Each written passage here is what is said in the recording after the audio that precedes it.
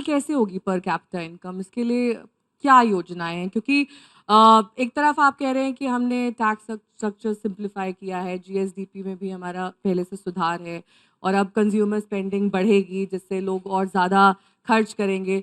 लेकिन लोगों की जेब में पैसा आएगा कैसे? जिसे हम पर कैपिटा इनकम कहते हैं, डबल कैसे होगी? उत्तर प्रदेश का अगर हम सबसे निचतम जिसे कहते हैं वर्ग देखें तो वो किसान वर्ग है।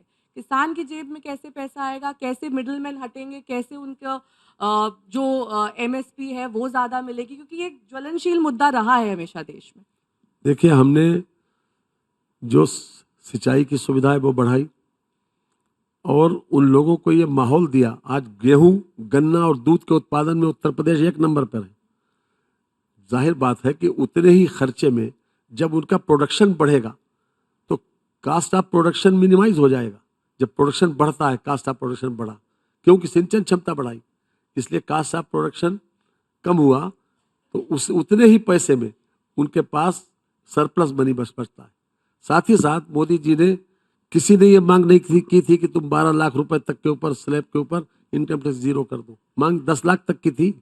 हिंदुस्तान में किसी सरकार ने मांग नहीं की थी, लेकिन उन्होंने 12 लाख कर दी।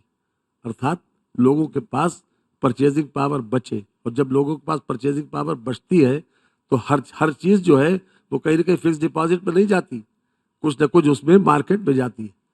ऐसा मोटा आकलन है कि 50% तक लोग सेविंग करते हैं और 50% लोग स्पेंड करते हैं, और उसका नतीजा ये होता है कि हमारी कुल इकोनॉमी स्ट्रेंथन करती है। आज जो आप 94,000 बता रहे हैं, ये 1,08,000 हो चुकी। और आज की तारीख में जीएसडीपी, ये मेरा आंकड़ा नहीं है, नीति आयोग तो एक्सपेक्ट करता है 30,77,000 करोड़ रुपया, और हमारी इस समय जीएसडीपी है 29,78,000 करोड़ इस समय, एट प्रेजेंट।